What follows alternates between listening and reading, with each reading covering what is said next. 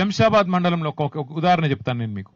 నవాబుల కాలం నుంచి వాళ్ళ దగ్గర 500 ఎకరాలు జాగుండే, అమ్ముకుంటూ పోతే ఇప్పుడు మిగిలింది 250 ఎకరాలు.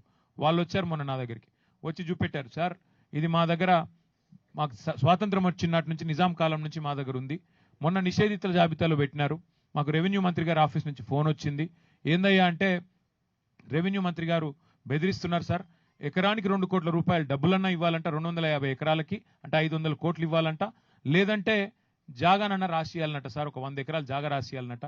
ఇది ఏం అన్యాయం సార్, ఏం అరాచకం సార్ అని చెప్పి వారు చెప్పారు.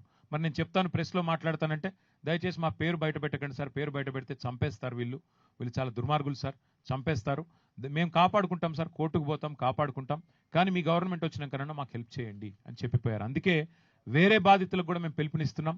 అవసరమైతే మా పార్టీ ఆఫీస్ ఉంది, లీగల్ సెల్ ఉంది, మీరు రండి, మీ పేర్లు బయట పెట్టాం, మాకు తెలుసు ఈ గుండాల నుంచి మీకు భయం ఉంటుంది, మాకు తెలుసు, పేర్లు బయట పెట్టాం, కానీ న్యాయపరంగా మీకు అండగా నిలబెడతాం. ఎవరైనా పేరు బయట పెట్టండి మాకేం కాదు అంటే తప్పకుండా వారికి అండగా నిలబెడతాం. అట్లాగే 1 కోటి ఎకరాలు నిషేధిత జాబితాలో పెట్టి వీళ్ళు చేస్తున్న అరాచకాల్ని మాత్రం వదిలిపెట్టం. తప్పకుండా మా పార్టీ శాసనసభాపక్షం మొత్తం ఎంబడ ఉంటుంది.